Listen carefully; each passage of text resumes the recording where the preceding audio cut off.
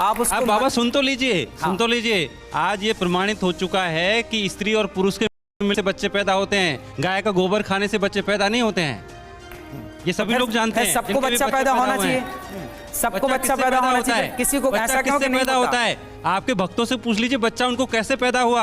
अच्छा ये बताइए, आपने कहा कि स्त्री पुरुष के मिलने से बच्चा पैदा होता है, तो सारे स्त्री पुरुष तो मिल रहे हैं, फिर भी क्यों बच्चे पैदा होने की? इसलिए जनसंख्या बढ़ रही है, इसलिए जनसंख्या बढ़ रही है, इसलिए हम 150 करोड़ हो गए हैं। अरे भाई फिर ये केस क्यों है कि गाय का गोबर खा के नहीं हुए हैं 150 करोड़? ठीक है, तो सवाल क्या है आपका? मेरा सवाल ये है कि मिथ्या बातों को छोड़िए और कुछ तार्किक बात कीजिए। समाज को तार्किक बात है, आप मानो ना मानो दीजिए। बाबा, और आपने जिक्र किया कि धर्म ग्रंथों को आपने पढ़ा, कौन से धर्म ग्रंथ में ये लिखा है कि गाय का गोबर खाने से और गेहूं उसमें से निकाल के खाने से संतान की प्राप्ति होती है?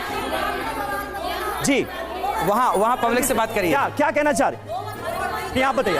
हाँ, एक एक करके आराम से। राधे राधे। गोबर खाने से महाराज जी नहीं बोला, जो उसके गेहूं निकलता है उसे धोने के बाद। गेहूं किसमें से निकलता है? गाय जो गोबर करती है, गोबर जो करती है, गाय के गोबर से जो गेहूं निकलता है वो खाना है? वो नहीं, गेहूं धो के खाना है। गेहूं धो के खाना, उसे पिसवा के। ठीक है, ठीक है। ये जो विधि है, ये जो उपाय है संतान प्राप्ति का, ये कौन से धार्मिक ग्रंथ में लिखा है जो आप बता रहे हैं? ये भी मुझे आपको लिखा हुआ बता दूंगा, मैं आपको लिखा हुआ बता दूंगा। हाँ बताइए। बिल्कुल बताऊंगा। कौन से? आपने मेरे को पहले बताया होता तो मैं लिखी हुई प्रमाणित पुस्तकें लेके आ जाता। हाँ हाँ, आपने बताया नहीं ना पहले कि आपको ये पुस्तक लानी है प्रमाण। चलिए, हाँ, ये पीली मैया को बात करा। बोलिए बोलिए। ये हमारे आचार्य जी कह रहे हैं, व्यास जी, कि ये गेहूं खाने से बच्चे होते हैं। हमने और भी कैसी दवाई हैं, एक यही नहीं है हमारे पास, और भी हमारे पास बहुत उपाय हैं जिनसे खाने से बच्चे भी होते हैं और लड़के भी हो जाते हैं। ऐसे ऐसे भी उपाय हैं। अच्छा। ये तर्कशास्त्री जी क्या हर चीज को लिखित में दिखाएंगे हमको? मतलब तर्कशास्त्रियों को, वैज्ञानिकों को, डॉक्टर्स को नहीं पता क्यों? सारी चीज डॉक्टर। यहाँ पर कोई कुछ बोलना चाहेगा इस पर? यहाँ पर कोई कुछ बोलना चाहेगा आप में से? जी। उन्होंने बोला गोबर नहीं खाना, गोबर से निकला गेहूं खाना है। तो गोबर से निकला ही गेहूं क्यों खाना है? गेहूं तो हम रोटी में भी बना के खाते हैं। ये क्या बात है कि गोबर से निकला गेहूं खाना? ठीक है, ये क्या बात हुई कि गोबर से निकला हुआ गेहूं खाना है? बेटा पंचगव्य का नाम सुना है? पंचगव्य का नाम सुना है?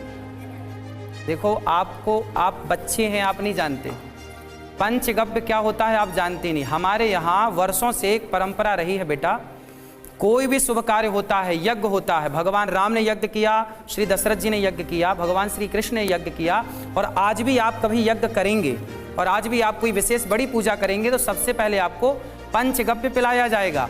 पंचगव्य में 5 चीजें होती हैं: गाय का सुंदर सा दूध, दही, घी और गोबर का रस और गौमूत्र। ये 5 चीजों को मिलाकर के पंचगव्य बनाया जाता है, और वो पंचगव्य पी करके आप शुद्ध होते हैं, यज्ञ के योग्य बनते हैं, यज्ञ के अधिकारी बनते हैं। अब आज की जनरेशन, आप लोगों ने ये सब पढ़ लिया है, तो क्या अपनी भारतीय संस्कृति जो परंपरा वर्षों से चली आई है, क्या उससे आप आज की शिक्षा से नकार देंगे कि नहीं जी ये सब गलत है? हमारी संस्कृति, हमारे शास्त्र, और मैं जिन शास्त्रों का बेटा जिक्र करता हूँ ना, वो शास्त्र बिल्कुल साइंटिफिक है। मैं हर बात विज्ञान की कसौटी में खरी बोलता हूँ। आज बताइए, साइंस का मतलब बताऊं? पहले सवाल